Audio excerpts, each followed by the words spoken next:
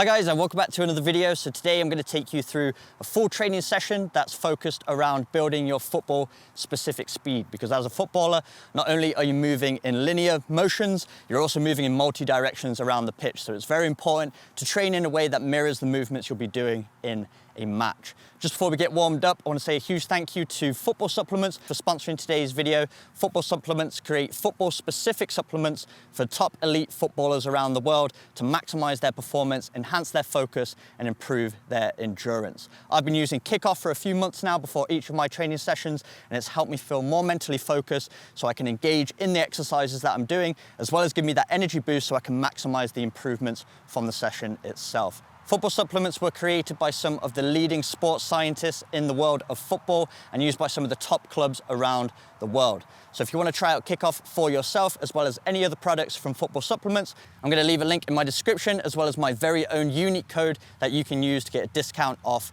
your entire purchase. Would really recommend them. But anyway, let's get warmed up and into the session. So this is the warm-up I'll typically do before my speed sessions. It starts off very similar to my regular warm-up before every technical session, but you'll notice as this warm-up goes on, I start to incorporate a few exercises you might not have seen before here on the channel, because I'm really focusing on activating the areas around the hip flexors, hamstrings, glutes, abductors and adductors, because these are all involved when you're changing direction, you're sprinting. So if you haven't activated these areas, another part of the body is going to overcompensate for those unactivated areas, and that's how you can get muscle strains. And we certainly want to avoid that in these speed sessions, because that will keep us off the pitch for a long time. So you might have recognized most of the exercises so far in this warm-up, just a general warm-up to begin with at a low intensity, getting some blood flow around the body, oxygen to all those working muscles, and getting those muscles slightly elasticated. And then as we get through these, you'll see that they start to increase in intensity and start to involve some fast twitch muscle fibers. So starting with some knee drives, working on arm pattern movement as well, because it's important to synchronize your arm and knee drives. You want the alternate arm driving with the alternate knee. And as you can see here, starting to get some spring work in as well, activating the Achilles area, getting nice and bouncy. That's really important for sprinting. And as you can see here, lateral bounds, activating those hip flexors, but also springing off the balls of our feet. Very important to warm up the feet as well. As you can see here, just holding for a second as I land, really activating the muscles around the knees. Then here we go again, another skipping exercise, a bit of coordination needed for this one, driving the knees to activate those hip flexors, and then bounding on the opposite foot. Then here's a few extra exercises I'll throw in, so really warming up the calves, getting them nice and activated. Then this is the world's greatest stretch. Important to work on some mobility. When you're changing direction, there is a bit of twisting involved, so you want to make sure your body is prepared to deal with these. This is a fantastic stretch. You're getting so many different areas in one action. Would fully recommend it. Now I'm activating the glutes and hamstrings, so get some glute bridges in there. Your glutes are really important for reaching top speed, so you want to make sure they're activated. So I do a few double leg ones, and then move into some single leg ones also. Really important to get each side of the body activated, because you're bounding on one leg at a time when you're sprinting. Then you can see here, quick accelerations to deceleration, so I'm stopping on the line. Really important to not only be good at accelerating, but decelerating. And then finally, I lengthen out my stride a little bit, almost at top speed at this point, probably 85 to 90%, but just working on pushing that ground away, driving the knees, driving the arms, so I'm activated and ready to go. So now that we're thoroughly warmed up, we're going to move into some fast footwork exercises. These are great for switching on those fast twitch muscle fibers, which are going to make you a lot more twitchy off the mark. If you can move your feet quickly and you have more explosivity in those fast twitch muscle fibers, again, we're recruiting as many muscle fibers in the body as possible so that we can move more explosively. But they're also really important to build coordination. The more coordinated you are with your feet, the quicker you're going to be able to set your footwork. Say you were moving in one direction, then you quickly have to move in the other direction. If you don't have good footwork, you're going to be slower off the mark, which could be the difference between getting to the ball first or not. So I'm going to show you 5 exercises to really get those fast twitch muscle fibers switched on and get coordinated in different angles. So let's move into these. So this is the first of the 5 fast footwork exercises. So we're driving forwards and backwards, 2 feet in the middle of the 2 cones, 2 feet beyond the second cone, and then we're working backwards. As you can see, driving my arms at the same time. Really important. You don't want to be doing these fast footwork exercises without using your arms. I'll go through 10 repetitions of each one, and then I go into my second one after about a 30-second rest. So working on some lateral movements, very similar, getting 2 feet in the middle, 2 feet on the outside of the second cone, and back to the start. And once again, we're going to do 10 repetitions of these, making sure we're driving those arms in synchronization with our foot movements. Then we're kind of going in and out, so working at an angle, again, driving those arms. Working on that rapid arm driving action, this is going to help you move your feet quicker because your body works in synchronization. Again, we're doing 10 repetitions in total. Then we're doing a similar action, but this time facing the cones. So it's working more on slightly lateral movement here at a diagonal angle. It's really important to move those feet quickly. This is going to help you change direction, so remain on the balls of your feet, stay light on your toes, and again, using those arms for balance.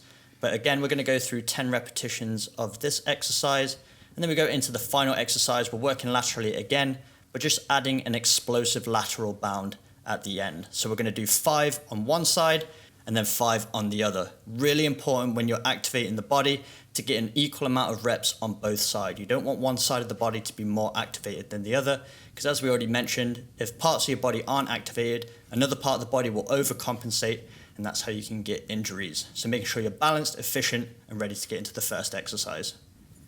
So moving into an acceleration drill here, I've placed down 3 gates. These first 2 gates are 2 steps apart and 3 steps away from each other. And then we have a third gate that's 10 steps away from this second gate.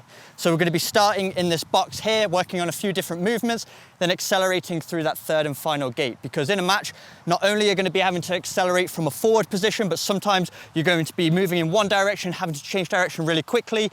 If you're a defender and you're jockeying an attacker, sometimes you might have to quickly turn your hips and accelerate if they knock the ball past you. So we're going to be mirroring those different movements here. And as you can see, the distance is quite short, only about 10 to 15 yards or so, because in a match, you'll notice a lot of the races in football are over short distances. So although it's really important to have a good top speed, and there are times in a match where you might have to run the full length of the pitch and outpace someone, it's also really important to master that acceleration phase, because it's over those first few steps that usually the race to the ball is decided who gets there first or not. So having good footwork, good acceleration is really going to help you over those short distances. So for the first of the 5 acceleration drills, we're working laterally, starting with our momentum.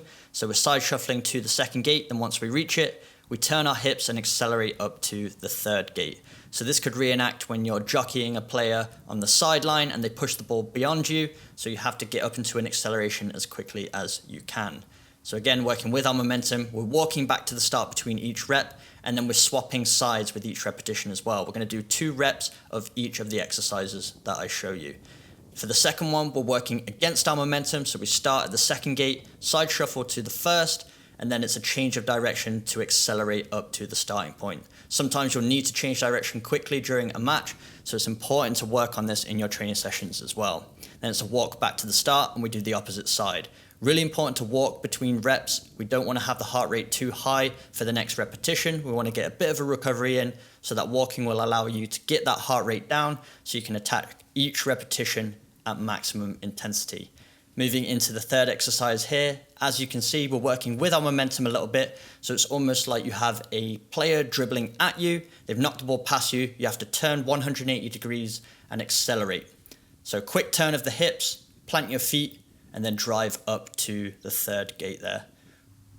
For the fourth exercise, we're working against our momentum. So we start the second gate, accelerate to the first gate, and then we're turning our hips a full 180 degrees. This is when you've tried to close a player down, they've jabbed the ball past you, and now you have to recover. Really important to work against your body's momentum so that you can get it back in balance as quickly as you can, so that you can get up to your top speed and recover. Moving into the final exercise here, we're working with our momentum. So it's just a little bit of a jog up to the second gate, and then we're really opening up our stride on this one. As you can see, I've accelerated far past that third gate, and now I'm driving my knees, starting to lift my chest, starting to get into more of a full sprint.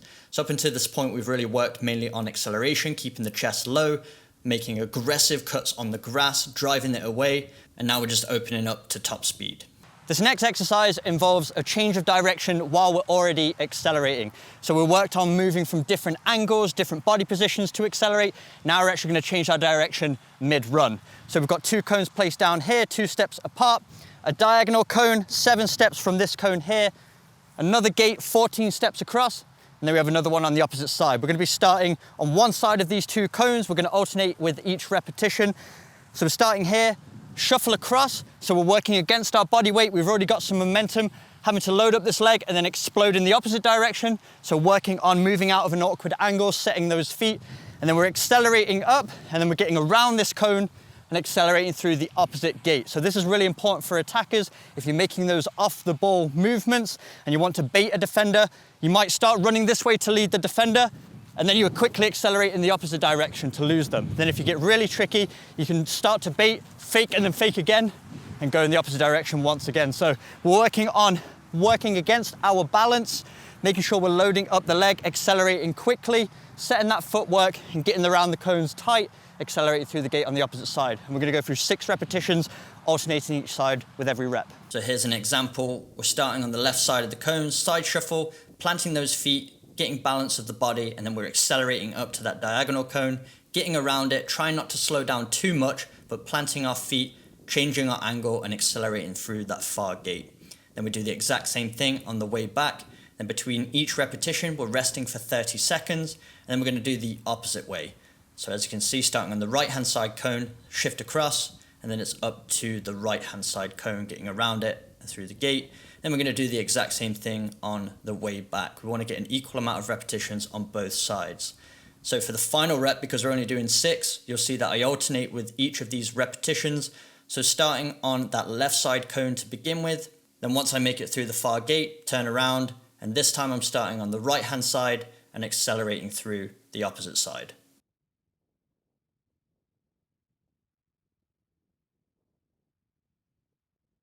Moving into the final exercise, we've got a circuit of hill sprints. Hill sprints are one of the best ways to improve your explosive speed without any equipment. So we've got a few gates here, 4 in total, including the starting gate, and each gate is 10 steps apart, getting higher and higher.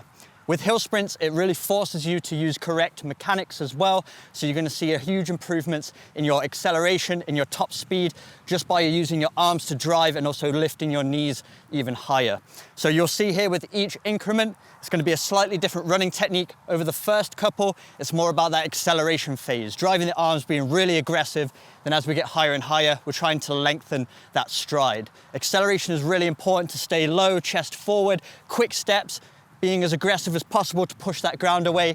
And then when you get to your top speed, it almost looks like you're gliding. Looks a bit more effortless, even though you're using an incredible amount of effort, but you'll see the stride length increases, your chest comes up, so you can cover more ground with each step. So I'm gonna go through each increment. The first one, walk to the beginning. Second, walk to the beginning, all the way to the top, walk down, recover for about a minute. Then I'm gonna repeat this circuit 3 times. So going straight into my first round of hill sprints, as you can see, it's an acceleration up to that first gate, and then we're walking back down to the bottom. With that first acceleration, you'll see it's very quick feet, but not much knee driving, because we're just trying to build acceleration over a short distance.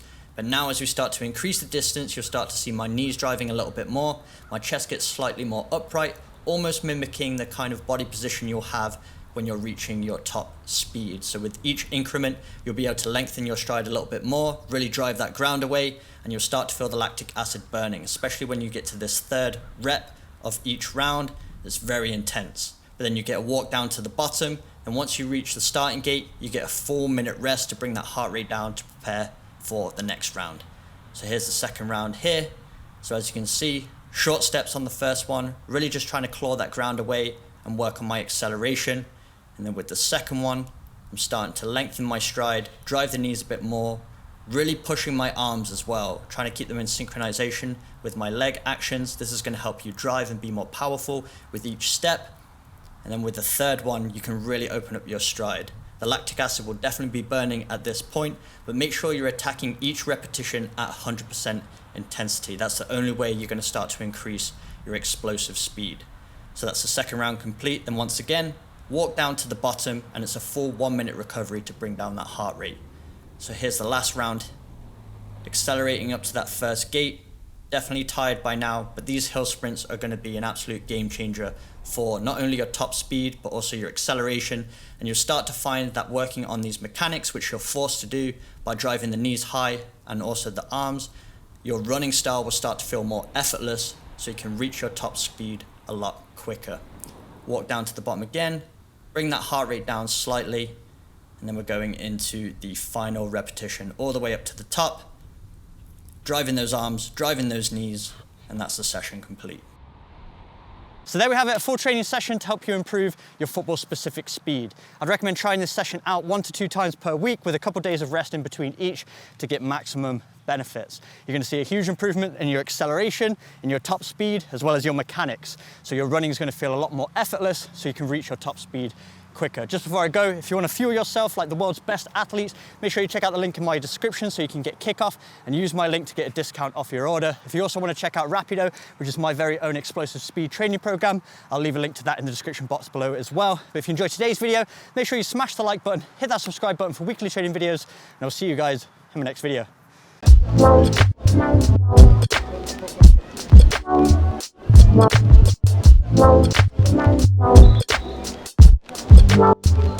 Wow.